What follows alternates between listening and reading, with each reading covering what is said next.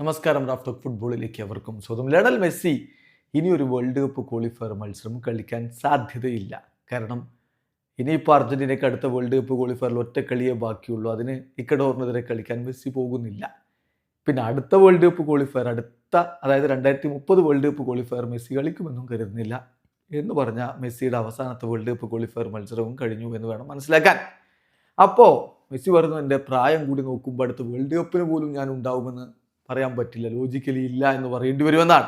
പക്ഷേ ഈ പ്രായം എന്നൊക്കെ പറയുമ്പോഴും ലോക ഫുട്ബോളിൽ ഇപ്പോൾ വേൾഡ് കപ്പ് ക്വാളിഫയർ നടക്കുന്ന സമയമാണല്ലോ. അതിൽ മെസ്സി ഉണ്ടാക്കിയിട്ടുള്ള ആധിപത്യം ഒന്ന് നോക്കുക. ഫസ്റ്റ് ഇൻ ഗോൾസ് 8 ഗോളുകളുമായിട്ട് അദ്ദേഹം ഒന്നാമതാണ്. വേൾഡ് കപ്പ് ക്വാളിഫയർ 2026 കളിക്കുന്ന എല്ലാ താരങ്ങളെയും വെച്ചാണ് ഈ പറയുന്നത്.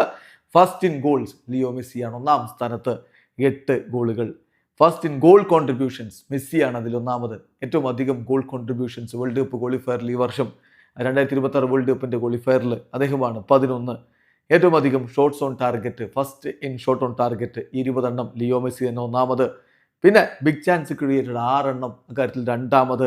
സക്സസ്ഫുൾ ഡ്രിബ്ലിങ്ങൾ 30 എണ്ണം, അക്കാര്യത്തിൽ രണ്ടാമത്. sofascore.com പ്രമുഖ റേറ്റിംഗ് ഏജൻസിയാണല്ലോ, അവിടെ റേറ്റിംഗ് നോക്കിയാൽ 7.98 മെസ്സിക്ക് ആവറേജ് കിട്ടിയിട്ടുള്ളത്.